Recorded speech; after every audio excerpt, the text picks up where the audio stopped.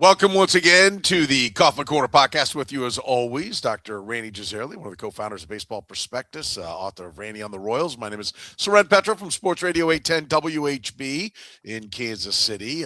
We've got a manager being extended, Matt Quatraro, signed through 29, club option for 30. We'll talk about that. Where does he rank? What are the Royals re-signing there? Plus, we continue our breakdown of better or worse, doing it by wins. Right? That's the only fair way to do it. The top of the rotation, we're probably talking Reagans, Lugo, Waka. How much better are they there this year? Expectations for 26. What about the bottom of the rotation? Whoever that might end up being. We'll discuss who we think it's going to end up being. Also get into the bullpen, the middle of the bullpen, and then the back of the bullpen. If there's time, we're going to get into some prospects, which ones could be helping the Kansas City Royals. We're going to do that right here, right now on the Kaufman Corner podcast. You're listening to the Kaufman Corner Podcast, the most in-depth analysis of the Kansas City Royals, breaking down the Royals like no one else can. Kaufman Corner is hosted by Rany Jazayerli and Soren Petro. Rany is a co-founder of Baseball Prospectus, author of Rany on the Royals, and a former columnist for Grantland, The Ringer, and The Athletic. Soren is the award-winning afternoon drive host of the program on Sports Radio 810 WHB in Kansas City.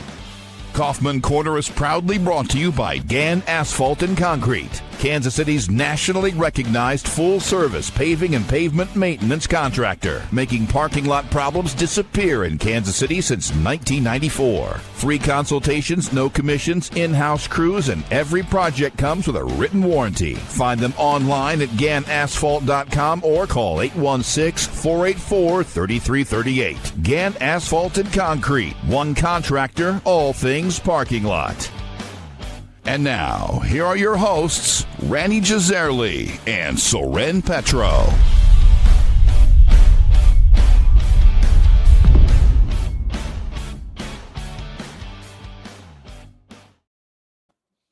Thank you very much, Curtis. We do appreciate it. Off and running here on the Kaufman Corner podcast, and the news that we got, yesterday, I guess it was, Rany, that the Royals had come to an agreement on an extension for their manager, Matt Quatraro. This should shock no one. If you're doing business the way most ball clubs do, you never let your manager go into the final year of his deal, which is where Matt Quatraro would have ended up. And that's not the spot that you want him to be in. So we knew this was coming. It was really just probably a matter of when. But, things can go wrong. Or some big money team can think your manager's so great that they pour a tremendous amount of money, blowing up what is the, salary structure of managers to go out and get your guy. That's what happened to the Milwaukee Brewers when they lost Greg Counsell. So, I don't want to say this is no news, but it's expected news unless you thought that maybe a big money club, and maybe it's just a matter of there being no big money club out there, but just your thoughts on the extension. Yeah, I mean, to me, the news here isn't that the Royals committed to Matt Quatraro. The news here is that Matt Quatraro committed to the Kansas City Royals.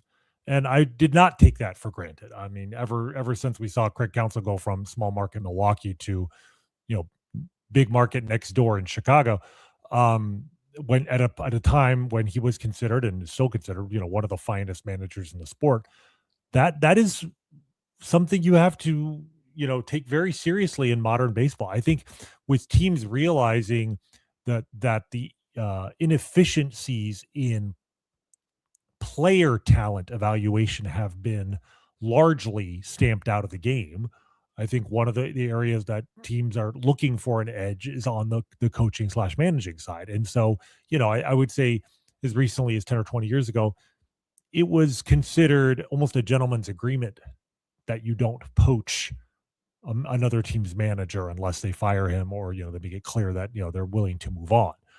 And I think those days are gone now.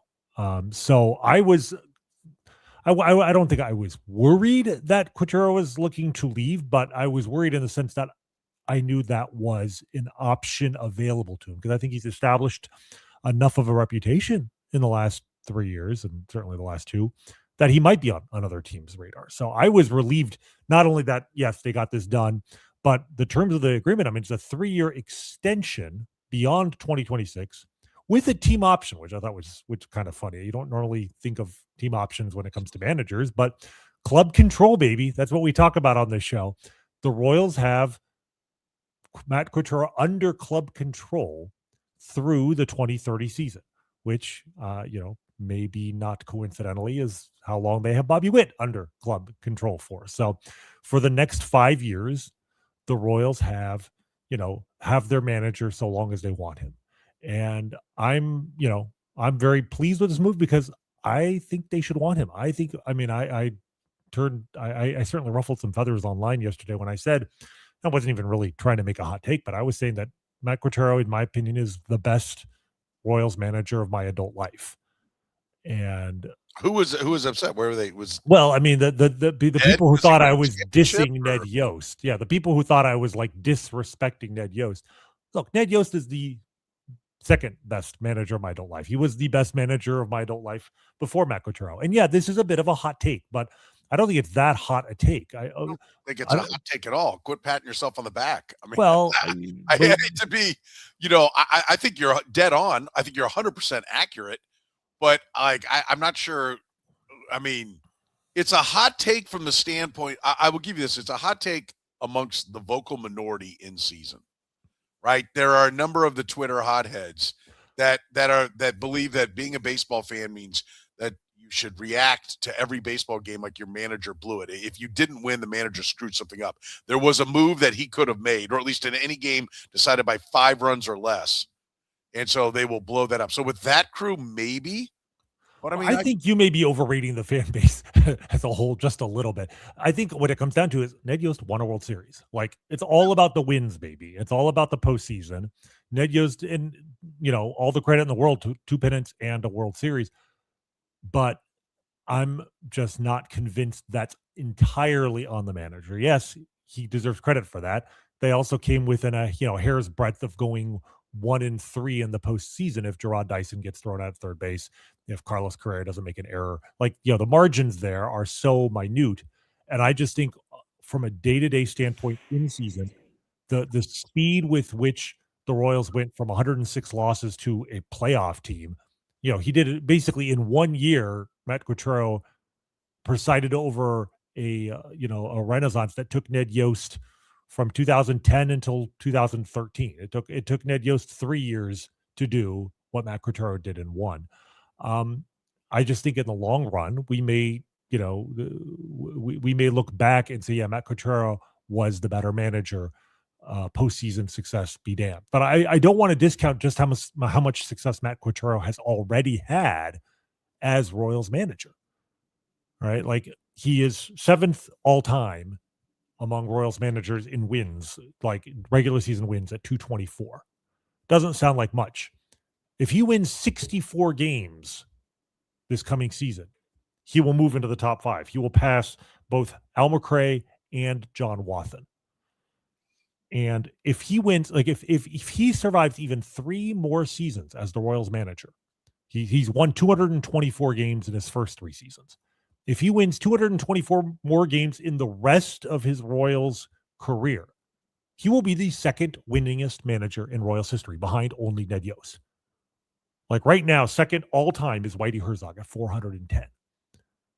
He's already more than halfway there in 3 seasons. Like, the Royals just do not have a history of long tenured managers. Ned Yost is really I believe the only manager who has lasted more than 5 full seasons as Royals manager. So just the fact that Matt Quatraro is already more than halfway to being the second longest tenured Royals manager, that in itself is, a positive development, I think, for him. He has not made one move. I mean, I can't remember who brought it up today. I think it might have been Lesky, where he had a bunt with Michael Garcia early in a game. Was about the only thing that I was like, what are you doing there? And he said, and David said, and I do remember that. I remember him bunting. And my conclusion was that Matt Quatraro came and said, oh, yeah, that's what we wanted. And he was just falling on a grenade. And Michael Garcia did it on his own. The manager just took the bullet for him.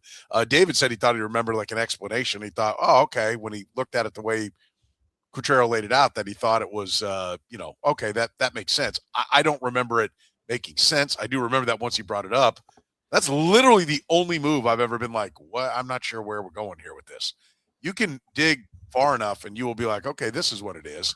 Okay, he doesn't really hit that good against lefties. Oh, except for in his career against this guy, he's 6 for 9, right? Like you dig far enough and you would find the reason for it. Or you come to find out that, why do you put that reliever in? Because this one and this one weren't available, right? Like it was pretty easy. I think his managing the bullpen was very good. I think if you equip him, some of the people, I put up some of the comments here in the chat room, and if you're joining us on the podcast, you can be a part of the conversation. We stream live. Usually it's Sunday nights at 9, but going here on a Monday because of travel and the later Chiefs game and whatnot. But I for me, some of the comments were like, well, yeah, back in the day, Ned did a good job, but he had more talent, except for Bobby Witt Jr. And I think that's probably accurate. When you look at the overall talent, I think this club's getting pretty close to that team. I do think as we look back, history will remind us that they got good at a good time, when the Yankees and Red Sox were pausing after long runs, and that made it easier for them to elbow in there. The Yankees are not paused right now. They have the biggest offensive force in the game, along with the giant payroll. So it's pretty tough to, get wins against that team. But I just thought there's nothing the guy does that doesn't makes sense, and everybody likes playing for him. There seems to be no discontent whatsoever in the clubhouse. I mean, I don't know what's not to like. I mean, Ned Yost routinely sent pitchers out there that you're like, every piece of data says he should not be going back out there. And you don't ever see that with Matt Quatraro. Yeah, I mean the two arguments I make for Matt Quatraro in favor of him over Ned Yost. The reason why I put Quatraro above Yost. One is, like you said, even when Ned Yost was successful, there were times where I could not understand what he was doing. And maybe that's my failing. All right. I'm not going to say that I'm always right and Ned Yost was always wrong. But Matt Quatraro, every decision he makes, I can understand it even if I don't agree with it. Like you said, even if I say, well, he is a player 6 for 9 against lefties. I'm like, he's taking that small sample size and making it more meaningful than it is, or whatever. Like, I might disagree with the weight he puts on certain issues when he makes a decision, but at least I understand why he did it. Whereas Ned Yost and every other Royals manager going backwards, from Mike Matheny to Tony Muser to Tony Pena to Bob Boone, Buddy Bell, like how many managers can I name here that all drove me crazy by making decisions that just made absolutely no sense? Everything Matt Quatraro does makes at least some sort of sense. So that's one thing. But then when you talk about like the relative success and what Ned Yost did in the postseason, and yeah, he had more talent. What I think really stands out about Matt Quatraro is how he has presided over this turnaround without the benefit of, like, with the exception of a very notable exception of Bobby Witt, without the benefit of like can't miss talent coming through the farm system. I mean, the story of the last 2 years especially is players coming to the Royals, whether from the farm system or from other organizations, and playing better than expected, right? It could be Noah Cameron being, as a rookie pitching, being maybe the best rookie pitcher in baseball. Or it could be Seth Lugo signing a free agent contract and coming over and being, a Cy Young candidate in his first season. But like almost everybody that comes to the Royals seems to perform towards the top of their ability. I mean, think about Carlos Estevez, like how many ways that could have gone wrong. Estevez is a good reliever, but he is, he's not overpowering. He's not dominant. He struck out less than a batter an inning as your closer. In modern baseball, that's a recipe for danger. He was great. They used him in that role. He, led the league in saves and freed up, someone like Lucas Ursak to pitch other innings, more important innings potentially in 7th and 8th inning. Like, guys perform well. He gets the most out of his players. Yeah. So, you add it all up, and I just think we're going to look back whenever his managerial career with the Royals is over and say that was one of the best managers, and maybe the best manager, certainly one of the best managers in Royals history. And that, like, the numbers will bear that out in terms of, like I said, career wins. He's probably going to get there. In terms of postseason wins, he's already got 3, which puts him, I believe, 5th overall, because only 5 Royals managers have managed a team to the playoffs. Jim Fry and Whitey Herzog are tied for 3rd with 5. So if the Royals make it to win one more postseason round in Matt Quatraro's career, he will be no worse than third in postseason wins behind Ned Yost and Dick Howser. He's got 2 winning seasons as Royals manager. Doesn't sound like very much, right? Only 6 guys in Royals history, 6 managers in Royals history have had more than 1 winning season as Royals manager. He is tied right now with John Wathan with 2. He's tied for 5th. If he has 1 more winning record in his career, he will be tied for 2nd with 3 winning seasons. He'll be tied with Dick Howser, Al McRae, and Ned Yost, who only had 3 winning seasons.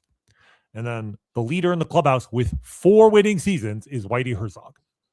Like, Matt Quatraro could easily end up with the most winning records of any Royals manager in history. So, this is, to me, a very good sign the Royals continue to head in the right direction. It's also really interesting, the stability that has suddenly formed in the manager's job for the Royals. If he serves out the entire contract, the Royals will have gone 20 years from 2010, when they hired Ned Yost, to 2030 with only 3 managers: Yost, Mike Matheny, and Quatraro. The previous 20 years, from 1990 to 2010, they had 7 managers. And the 20 years before that, from 1970 to 1990, they had 8 managers. Like, turning over the manager chair every 2 to 3 seasons was basically standard operating procedure from the time the franchise was founded until they hired Ned Yost. And then suddenly they've become very stable there. By the way, Ned Yost leads with playoff wins. Is it 19? 22 and 9. The highest postseason winning percentage in baseball history, baby. That's impressive. It is. That's impressive. It is. I know what I'm forgetting. I'm forgetting the 3 wins. I gave him 0 wins against the Giants. That's what it was. Yeah. So I was forgetting the 3 wins that he had against the Giants in the 2014 World Series. All right, yeah, he's going to be around for a while. This should put to rest anyone complaining too loudly. They're not going to fire a guy and pay him for 3 years. They clearly believe in where he's going, and now they move forward. Are they better or worse? We did that little exercise for the hitters. We're going to do it now for the pitchers. We'll do it after you hear from our friends at Gann Asphalt and Concrete. Gann Asphalt and Concrete, proudly serving the greater Kansas City area. Nationally recognized full-service paving and pavement maintenance contractor. Locally owned and making parking lot problems disappear in Kansas City since 1994. Let Gann educate you about the most cost-effective way to solve your parking lot problems. With free consultations, no commissions, in-house crews, and every project comes with a written warranty, Gann Asphalt keeps your parking lot safer and helps you and your business avoid unnecessary delays and costly expenses. Find Gann online at GannAsphalt.com or call 816-484-3338. Gann Asphalt and Concrete. One contractor, all things parking lot. This isn't just any burger run. This is a burger run for Whataburger Sweet and Spicy Bacon Burger. 2 fresh all-beef patties with melty cheese, grilled onions, crispy bacon, and sweet and spicy pepper sauce. 1 for you, 1 for him, and 1 for your unofficial roommate, Brad. Always order an extra. For Brad. The all-time favorite sweet and spicy bacon burger from Whataburger. Just like you like it. All right, let's start, Rany. We're going to go. We broke it down into 4 categories: top of the rotation, bottom of the rotation, middle relief, and the bullpen. Basically going top to bottom on the pitching staff. By the way, if people did not catch the last podcast, wherever you get your podcast, wherever you got this one, you can see it on the Royals batters. By the way, Rany had the Royals 7 wins better. I had them 9 wins better offensively. So you can go back and listen to that podcast on how we arrived at that. Where are they on the pitching? Rany, top of the rotation, which you wanted to quantify as Ragans, Lugo, Waka. Right, the 3 stable veterans. I'm not going to argue who's, we thought about doing this by number 1, number 2, but that's so subjective. Like, let's just talk about the 3 guys who are signed and pretty much guaranteed to be in the rotation if they're healthy. So let's look at what they did last year before we talk about what they're going to do this coming season. They combined for 70 starts, right? Because Cole Reagans obviously missed most of the season, and Lugo missed part of the season. So only 70 starts, 380 innings, and a 4.10 ERA. Like it's easy to forget given the success of the pitching staff as a whole.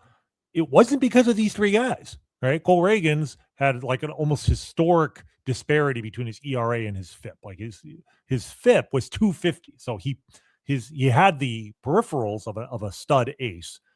He just had incredibly bad luck on balls in play, leading to a 4.67 ERA. And then Seth Lugo, when his back went out, just was like the worst pitcher in baseball for like 5 starts, and that tanked his numbers. So the three of them combined for 4.7 wins above replacement by Baseball Reference. So this is a kind of, by looking at it, when you look at it from that perspective, this is the area where I actually think the pitching staff can improve quite a bit. Like a 4.10 ERA, Cole Reagans, if he's healthy, Seth Lugo, if he's healthy, even if Michael Wacha falls off, I think that number is going to be much closer to 350, if not better. And it's possible somebody will get hurt, certainly, but do I expect them to make fewer than 70 starts? No, I'm hopeful they will make 80 to 85 starts between the three of them, give you a much better ERA. I'm looking at somewhere around 6 to 7 wins above replacement. I mean, look, if Cole Reagans is healthy for the full year and pitches like he did in 2024, he might get to 5 wins by himself. So I don't think it's pushing it to say these three guys are going to be 2 wins better. That's my projection. 2 wins better. Yours is 2 wins better. Yeah. All right. I'm 3 wins better. Okay. I just think that from a perspective of where they were health wise, I think they should be better. You know what? I got excited last time. I'm going to go 2 wins. I'm going to change that. I'm going to change it right now. Because last time I got excited and I ended up regretting it. And I got down there and I'm like, God, 9 wins. That's a lot. But I actually do think there's a lot more room for improvement out of the offense. And I do think there's some room for improvement out of the bullpen, which was much better last year. Definitely improved. But I think Wacha and Lugo, I'm hoping Reagans can stay healthy. Like how many starts did you say they made last year? 70 total. The three of them combined for 70. So 23 a pitcher, basically, right? Yeah. If I told you right now, I'll give you 75. If I told you I'll give you 80, where is it that you would take the number and bank it? You consider a full year is like 102 starts probably from the top. Now nobody makes 34 anymore. Like, I mean, I don't think Lugo did 2 years ago. No, that's very unusual. Wacha made like 31 last year. Did he? I'm trying to remember. Okay, in ideal world, you'd get 100 starts from these guys. Yeah, 95 to 100. I mean, what would you bank right now? I might even take 75. Certainly around 70, at least 26. The reason I'm only at 2 wins above, the concern I have here is Michael Wacha's going to be 34, and Seth Lugo is going to be 36. Yep. Like Cole Reagans will be 28. I'm not worried about Cole's age wise. I'm not worried about his age, but I'm worried about he's the one with the biggest injury history, coming off of last season.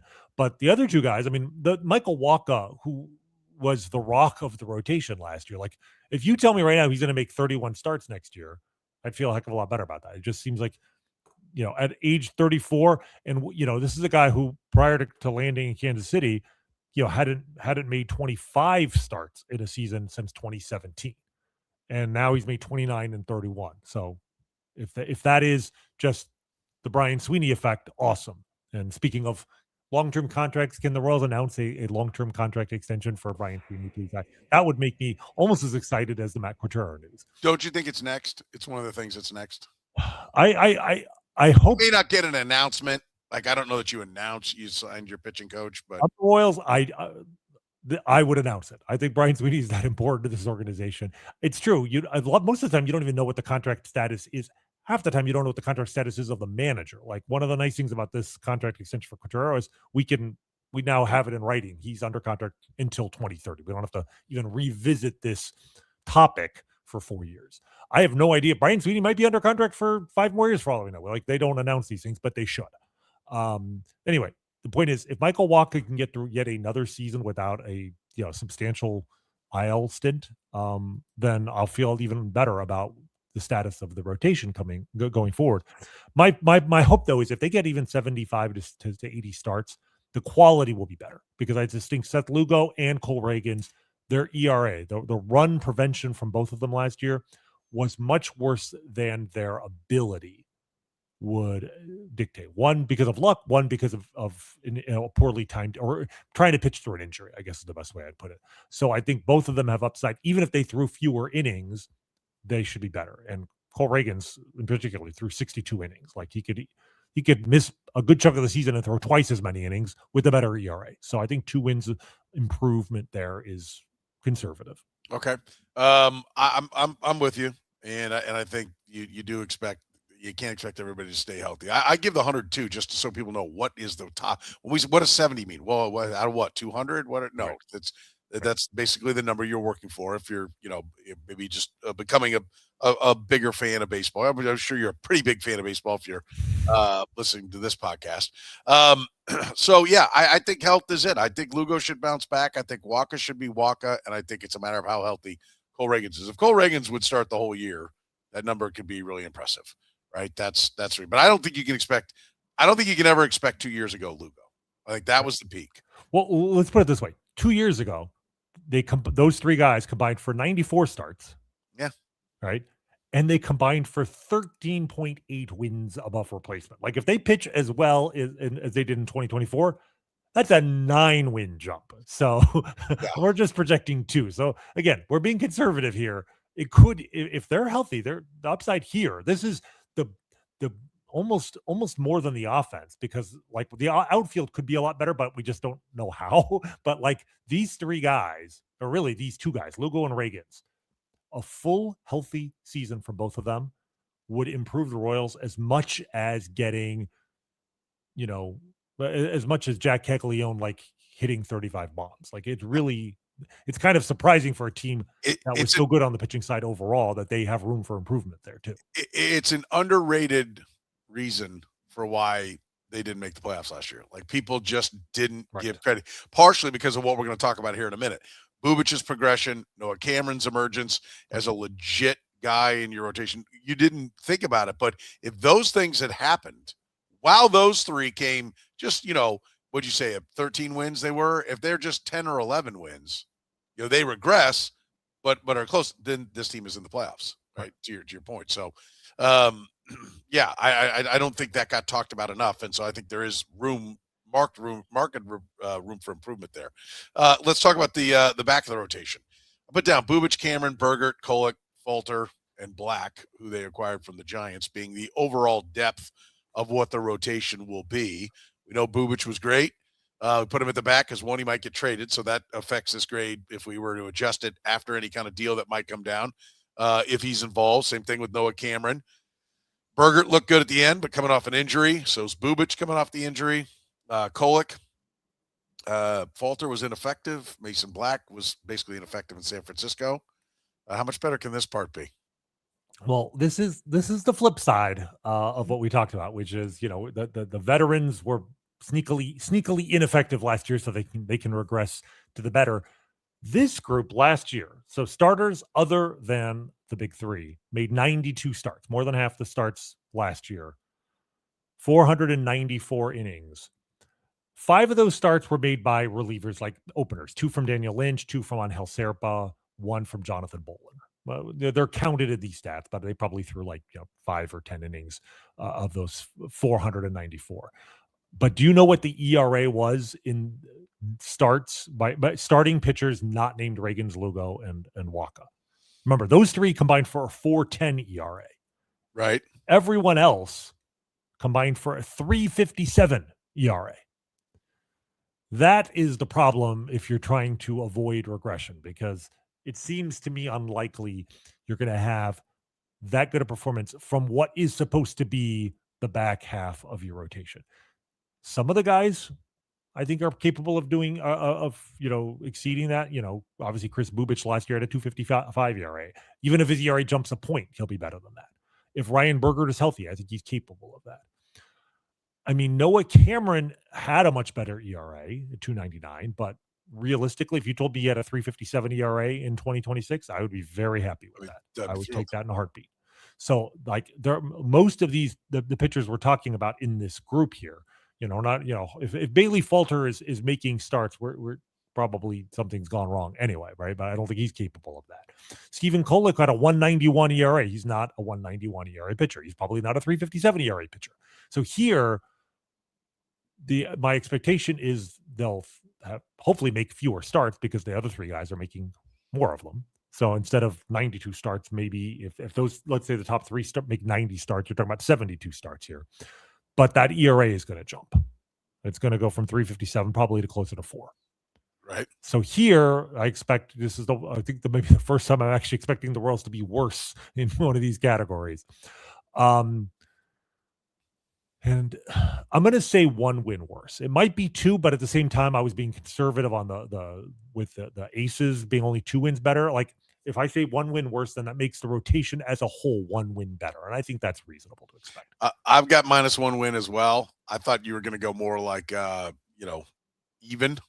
But I do think there's going to be regression here just because, like you said, when it comes to the starts, if I had it to do over again, I might go -2 here and then +3 if I right. That's what I'm thinking, but it adds up to the same thing. So. Yeah, but getting to like 1 win better overall in the starting pitching because of one, I just think some of the guys that were great can't be that great again, but I do expect them to be healthier. The top end of the rotation should hopefully bounce back and be healthier, but I mean, I think that it should be pointed out that it's a pretty good number, right? I just think that so many things went right down at that part. I think it's hard to expect all that to happen again, but I think this is a pretty good statement that we're talking about just 1 win of regression because Noah Cameron came from off the radar screen. I mean, he was known as a great local kid that everybody was hoping would be good, but nobody was expecting him to be that good. And I don't know that he can do that again. So that was the biggest part of it. I mean, he was just amazing. I mean, I think, thinking back, when was the last time the Royals had a rookie hit the ground running with a sub-3 ERA? But yeah, I do think you should expect some regression from that part of the staff because they've been pretty good. That's the other thing is, like we said, great 2 years ago, but overall the pitching staff's been pretty good. So, I mean, I feel good about this being like they're just settled in. You have good expectations, high expectations that they're going to be pretty good because they're pretty good all the time when it comes to the starting rotation. I don't think you need to overthink it when it comes to that. All right, we'll transition to the bullpen after you hear from our friends at Whataburger. This isn't just any burger run. This is a burger run for Whataburger Sweet and Spicy Bacon Burger. 2 fresh all-beef patties with melty cheese, grilled onions, crispy bacon, and sweet and spicy pepper sauce. 1 for you, 1 for him, and 1 for your unofficial roommate, Brad. Always order an extra. For Brad. The all-time favorite sweet and spicy bacon burger from Whataburger. Just like you like it. Gann Asphalt and Concrete, proudly serving the greater Kansas City area. Nationally recognized full-service paving and pavement maintenance contractor. Locally owned and making parking lot problems disappear in Kansas City since 1994. Let Gann educate you about the most cost-effective way to solve your parking lot problems. Free consultations, no commissions, in-house crews. Every project comes with a written warning. Gann Asphalt keeps your parking lot safer and helps you and your business avoid unnecessary delays and costly expenses. Find Gann online at GannAsphalt.com or call 816-484-3338. Gann Asphalt and Concrete. One contractor, all things parking lot. All right, let's talk about the middle of the bullpen. I think this is an intriguing one. One, how do we define it? Well, the way we defined it was basically the bottom 3, the back 3. Estevez, Urseg, and now Strahm in for Hunter Harvey. Right. That's going to be our back of the bullpen. The rest is the middle of the bullpen. How did you attack this one, Rany? Okay, well, like before, so first thing is I looked at what did the Royals do in 2025. So I took out Urseg, Estevez, and Hunter Harvey. We'll talk about them separately. Everybody else in the bullpen, all of the relievers last year, threw 425 innings, so about 2.5 innings per game, and had a 4.05 ERA. So that is the standard here, right? That's the baseline. Are they going to be better or worse? Like you said, it's John Schreiber, it's Steven Cruz, maybe Luinder Avila, it's the new guys Nick Mears and Alex Lang, and then it's at this point Daniel Lynch. We'll keep Strahm in the back of the bullpen. So, yes. And then it's some of the starters who don't make the rotation. Potentially Bailey Falter might be in here, Stephen Kolek might be in here, a bunch of guys. So a 4.05 ERA, I mean, it's It's not bad, but it's not exactly great. And the question is like, how much does it matter in the sense that, like, sometimes your worst performances are going to be ideally in the lowest leverage situations, right? Like if your seventh or eighth reliever is terrible, you can manage that so it really doesn't hurt your team because he's only pitching when you're down by 4 or 5 runs anyway. I do think the combined ERA of all of these guys is going to be a little bit better this coming year. And they will probably not need to throw more innings. I think the innings will be around the same, but my hope is you'll get more length from people like Reagans, who, didn't even throw 5 innings to start last year, right? And, if Ursig and Estevez are healthy, Matt Strahm is probably likely to throw more than 11 innings, which is what Hunter Harvey gave you last year. So, like, you may not need nearly as many innings from these guys. So I'm going to say a slightly fewer innings, a slightly better ERA. Well, let's say it's 1 win better here. Okay. I will go with I'm going to go plus 2 wins here because I do think this is where they're going to jump. I don't know that they can be a whole lot better. We'll get to the back of the bullpen here in a minute, but I think this is the spot where when you improve your depth, that you should get better. Right, they've had time now to work in the minors and promote guys. We might get to the minor leagues, otherwise we'll get to it later on the next podcast. But I do think that those starting pitchers that came along at the end are going to factor into that bullpen and going to make it better.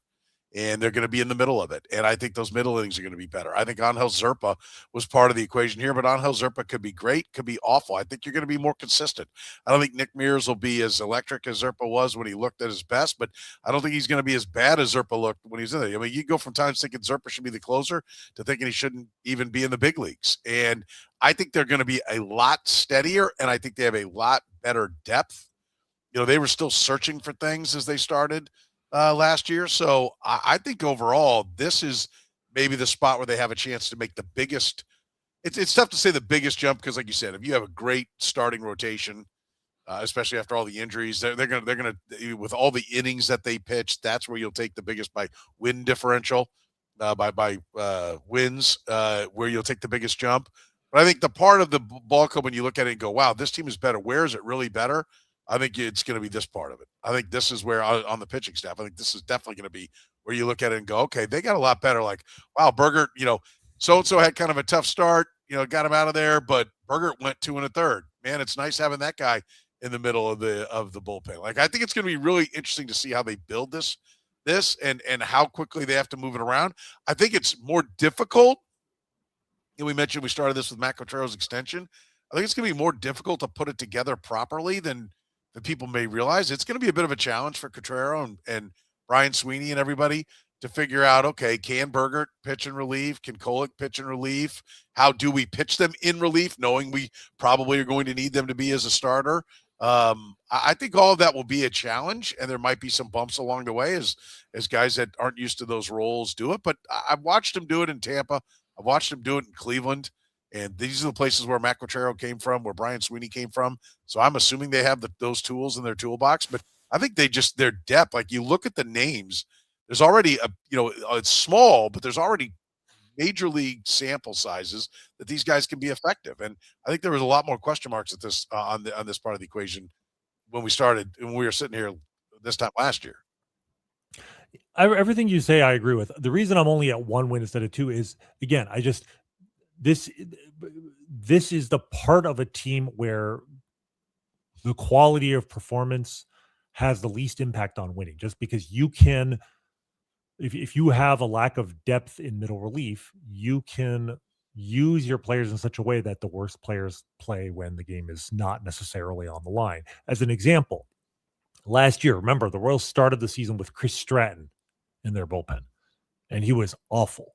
All right, he had give up 15 runs, I think, 17 runs, 15 earned runs in 17 innings last year before they finally cut bait on him. But in terms of win probability added, like if you actually look at every single game and how much he helped or hurt the Royals in each game he pitched, he only hurt the Royals by about negative 0.2 wins total, because every game he was pitching in was a blowout in one direction or another. Actually, the guy who hurt them the most in that regard is probably Sam Long, because Sam Long actually was being used in key situations, was terrible, went on the IL, came back, and they still seemed to like him, and he did pitch key innings, and he was better down the stretch, but certainly not, I think, enough to justify the way they were using him. So even though like that 4.05 ERA is something they can improve on, like you take out Chris Stratton and Sam Long alone, and it's down to 3.50. So even if they have a 3.50 ERA, what you're replacing are the least leverage innings. Then the other thing you mentioned is, even if by the end of the season or by mid-season they have figured out a truly great combination of relievers, precisely because they might be moving some of those starters into the bullpen, April 15th, there may be one or two guys who are just like terrible in that pen. And it's going to be hard to tell.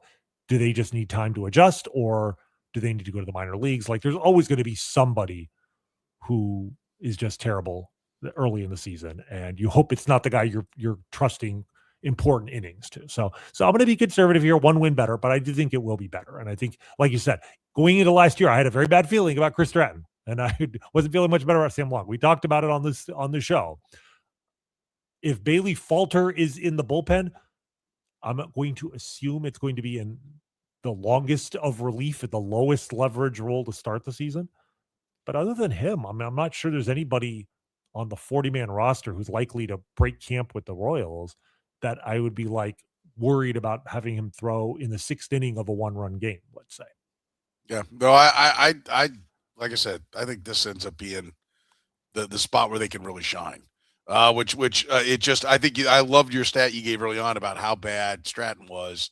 That is one of the things, like, you can be really good in this spot, and the game was already out of reach or was already in the bag when you did it. So I think that's an important thing. There's a limit to how much this spot in there, in a way, you're somewhat facilitating the game, right, as opposed to winning or losing the game. But at the back, it's not the case. At the back, things matter. Yes, better or worse? Estevez, Urseg, Strahm versus Estevez, Urseg, and Harvey. Right. Which the elephant in the room is Harvey was great. The 5 seconds, 12 innings, 10 and change, 12 appearances, 10 and change. Right. That he threw. So I'm assuming you get better just because of that. The question is, does Urseg bounce back a little bit to the incredible nature, incredible force that he was the year before? Does Carlos Estevez, is he as effective as he was this past year? Those are the question marks. That is absolutely a question mark, because I mean, these three pitchers last year combined for only 138 innings, which makes sense because those three pitchers were essentially two pitchers and then a guy who was around for a month. But 138 innings, that's 46 per pitcher. So you expect a 3-man bullpen this time with Matt Strahm is going to exceed that. However, in those 138 innings, they had a 2.35 ERA. And okay, granted, for Royals fans who, remember HDH, 2.35 ERA from your top three relievers might not sound like much. Believe me, that's very, very impressive. And if the Royals get a 2.35 ERA from these three guys and they stay, in a reasonable number of innings, they are going to have one of the best bullpens in baseball. All right, that ERA is likely to come up. The question is, will the extra bulk from Matt Strahm, if all three of these guys stay healthy, you're looking at more like 180 to 200 innings. Will that ERA be close enough to 2.35 that it'll be as valuable or more? Now, Estevez, I think, is going to regress. I mean, he had a 2.45 ERA last year. I mentioned, he had only 54 strikeouts in 66 innings. His FIP was 3.67. He was always living on the edge. If you told me right now he'll regress to a 3, even 3.50 ERA, I might take that. Like, there is some definite blow up potential with Estevez. I think if you were to ask me to come up with a scenario in which the Royals get out of the gate like really bad, like have an 8-15 April, as they've had so many times over the years, and ask me what happened, I think one of my explanations would be, one of my predictions right now for that would be Carlos Estevez has blown like 3 wins already. Just he comes out, he's lost a little bit more on the fastball, and that line between kind of wildly effective or maddeningly effective and just ineffective, it's pretty fine. So he's the one guy I'm probably most worried about of all these guys we're talking about, just because his role is so important. Yeah, Urseg just, you don't know what to make of him. Like late to pitching, so fresh arm, but 30 years old, and just such a drastic drop in those Ks that I don't know what you like. That could really set this team back. It would require them, we didn't really mention much about Luinder Avila. Could he be a guy that really helps that middle? But who is the guy from the middle that steps back in there and solves problems in the back if Lucas Urseg can't be used the way he was? And really at times that was a problem because he was being used as the true fireman, and he didn't have the same weapons that he had the year before. Right. On the one hand, I feel I've said all season, I feel like Urseg's not 100% healthy, and I'm really hoping he comes out this year and he's got a little more velocity. On the other hand, like you said, I mean, his strikeouts were down, and I think he might pitch better in 2026. But here's the thing: despite having a strikeout rate of just 7 per 9 innings, which is well below average, Lucas Urseg had a 2.64 ERA. Like he could pitch better, and his ERA would still be higher. So that's my concern. With Urseg isn't so much that he will be bad; it's just that his ERA will rise just because he's not lucky like he was last year. So I expect both Estevez and Urseg to be less effective in at least the runs allowed department, the ERA department. The question is, can they limit that regression enough that adding Matt Strahm to the equation and all three of these guys give you an ERA of maybe around 3 and more innings,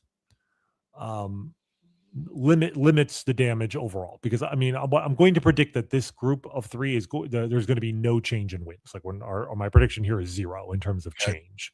I think Avila and Steven Cruz are the 2 guys I'm looking at who could step up if they need one. If they need to, a new person in the circle of trust. If they need to kick one of these guys out of the circle of trust, Luinder Avila and Steven Cruz are my favorites to start the year. But I mean, look, if Ryan Berger can't crack the rotation, we could see him as a huge weapon in the Royals. The Royals actually have multiple options for, the 7th and 8th inning if they need one.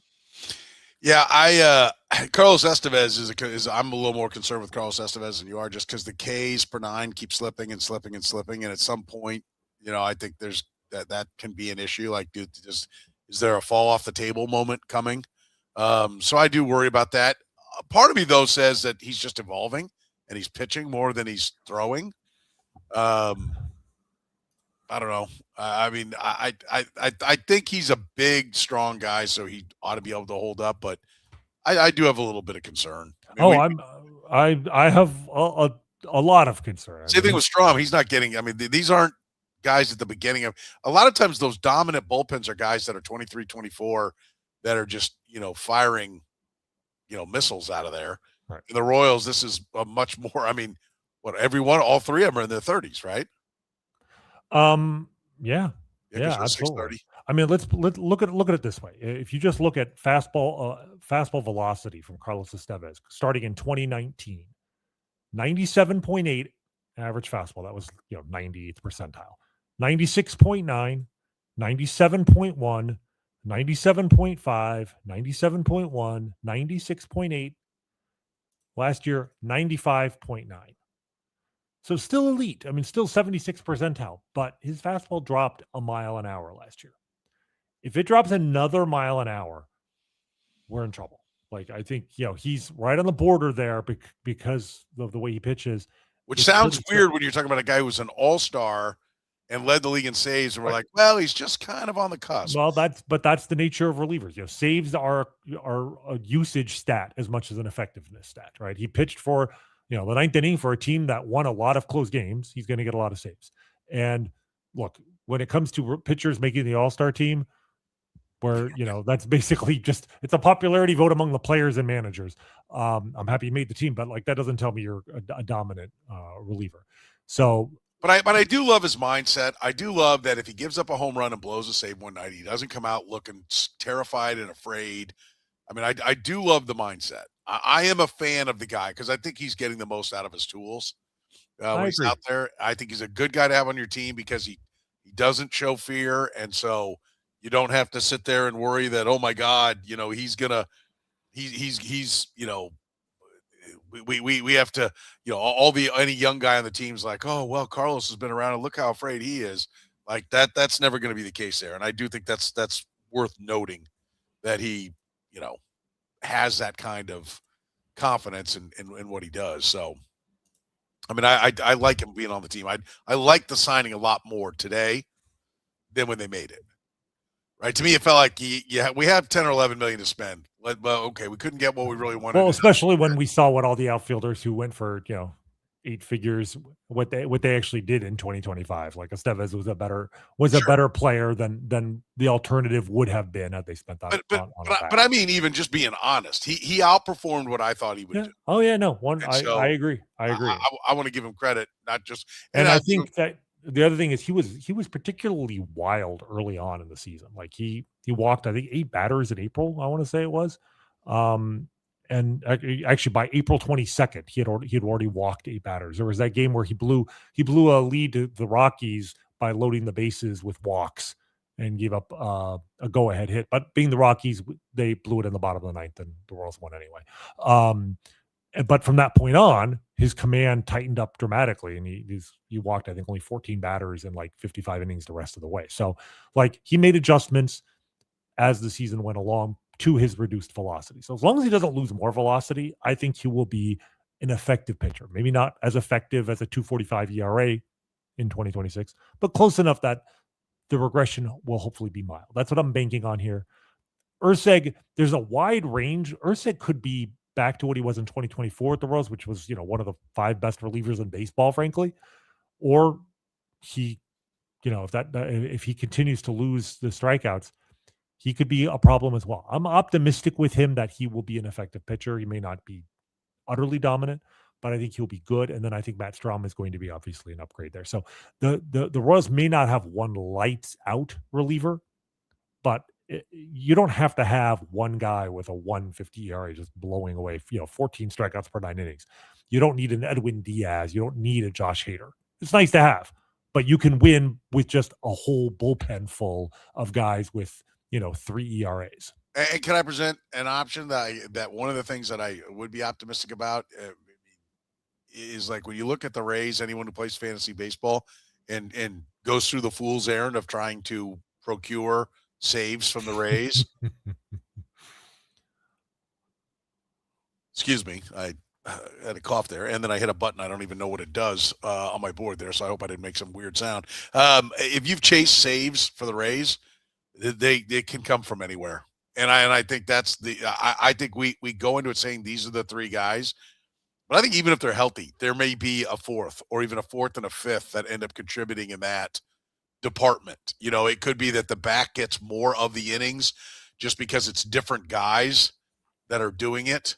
So, I mean, I think based on what we saw last year, I think the Royals like having Estevez in that 9th inning role as much for what it does in the 6th, 7th, and 8th innings for them as the 9th.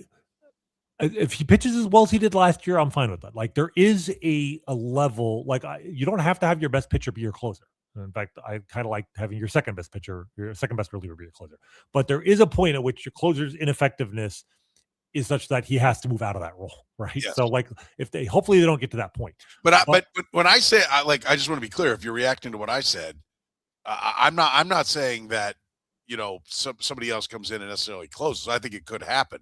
But I mean, I think ultimately they will grow the quote unquote back of the bullpen to include more people. Yes, what I was going to say is, like, I think the 9th inning they would like that to be Estevez is to lose, but everything else, like the 8th innings, could be very fluid. Like I said, if Cruz and Avila step up, I mean, they obviously like Nick Mears and Alex Lang. Like, I would not. I mean, look, Taylor Clark was pitching important innings at times for the Royals in 2024. In 2025, they didn't even tender him a contract, but there were times at which he was out there in important innings. Like, they're pretty fearless about trying to match the pitchers on the mound to the hitters that they're facing. And so you could see, like you said, 4 or 5 or 6 guys pitching very important innings in the 7th and 8th innings. Yeah, I agree. All right, so to sum up, Rany, you have them as a pitching staff 2 wins better. or as a pitching staff, 2 wins better, and I have them 3 wins better. So let me see. 2-1. Yeah, that is correct. Okay. So adding that to your hitting total, you have them 9 wins better. And you have them 12? 12 wins better. Okay. Well, I mean, so I have them at 91 wins and you have them at 94 wins. Yeah. So we're both psychotic is what I'm learning from this exercise. I don't mind it as much. As I went through the exercise, I mean, I do think I was a little aggressive on some of the hitting, right? I think I'll end up probably regretting that a little bit. But I don't mind this. And I'm a little bit worried that I didn't give enough ceiling here because I'm worried that I was overly generous on the hitting side. And I'm worried about what my total number was going to be and not being accurate on the pitching. Because I think there is reason to believe that there is. I really do think the depth is going to be important. And who knows? Like I said, if Chris Bubich isn't part of this because, they have Brendan Donovan or Jaron Duran or something, then okay. Then, it looks, then that's going to change the pitching, but it's certainly going to help the depth of the hitting. But yeah, I mean, I like the pitching staff. I mean, are you liking what you're seeing now that we've gone through the hitting and pitching? Just real quick, are you liking? I mean, are you feeling bold about the fact that this will definitively be an improved team?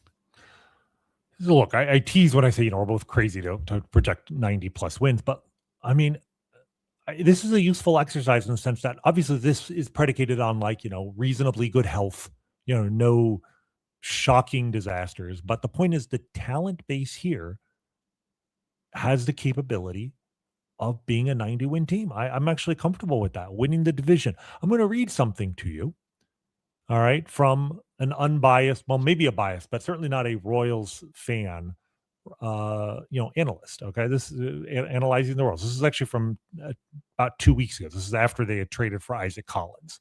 All right, I'm just going to read this for you. This is the best Royals core since 2015, built around a group of young hitters with some room to grow, a couple of whom are among the best fielders at their positions in the league.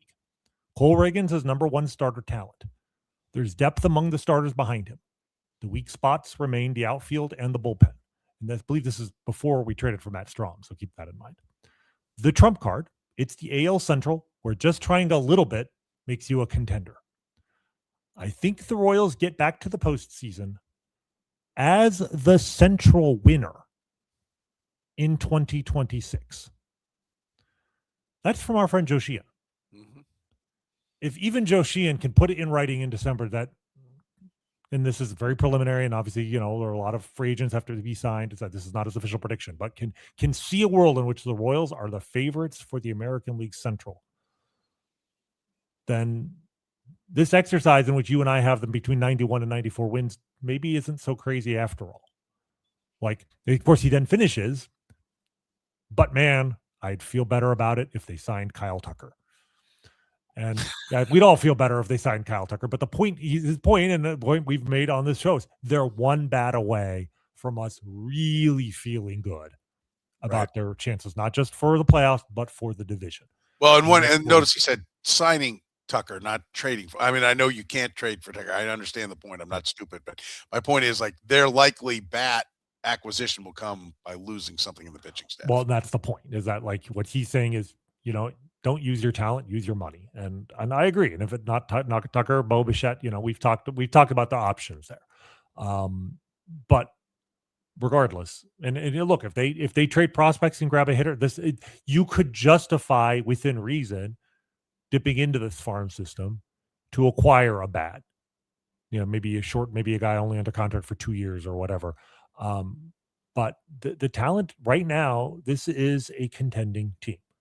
They just came off a winning record in which they actually had some regression.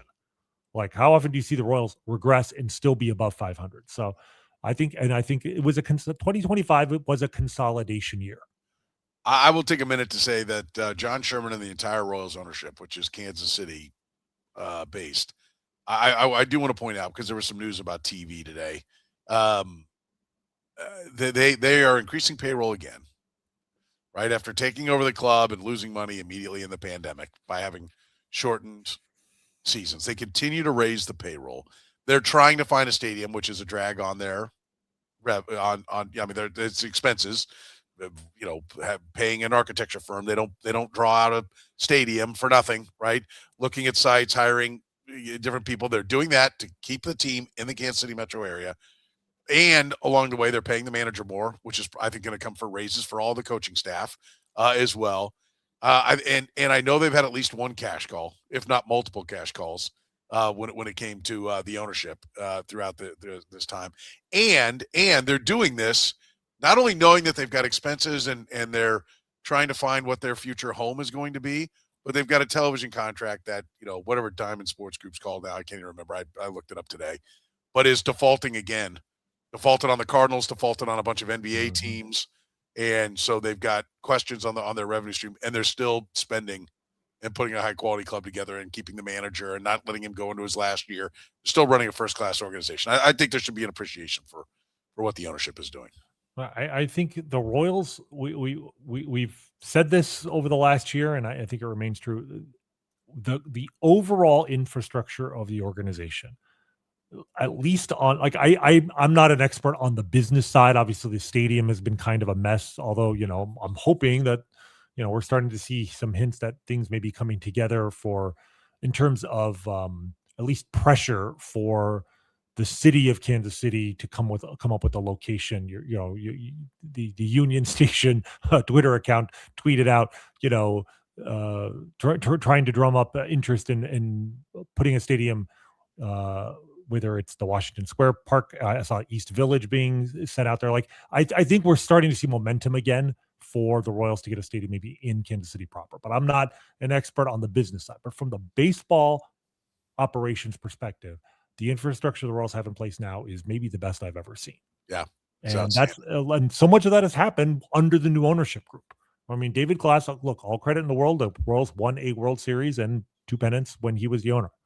But the organization that John Sherman and company inherited at the end of 2019, going into the pandemic, they had Bobby Witt in the organization.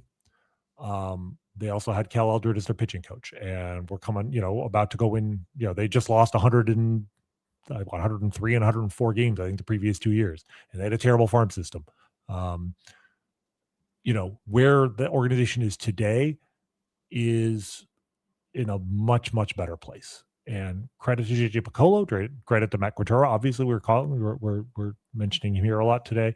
But yes, absolutely, some credit has to go to ownership. I think, I was optimistic when John Sherman took over the team based on his background and just the fact that he seemed like he cared about baseball and cared about winning, and it wasn't just, this is a great, this is not just a cash cow. This is not John Fisher taking over the A's and just being like, I don't care about anything except making money off of this operation. He actually wanted to win.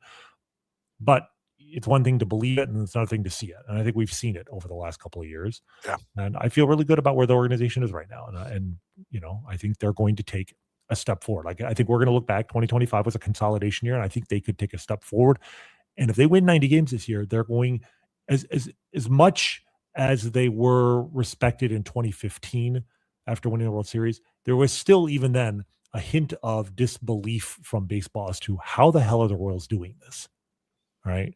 I think if they have another winning record this season, there will be a respect from the rest of baseball that the Royals, not just the results, but like the process is sound, and that this is a team to respect and a team maybe even to emulate. And that's something the Royals have not been in a long time.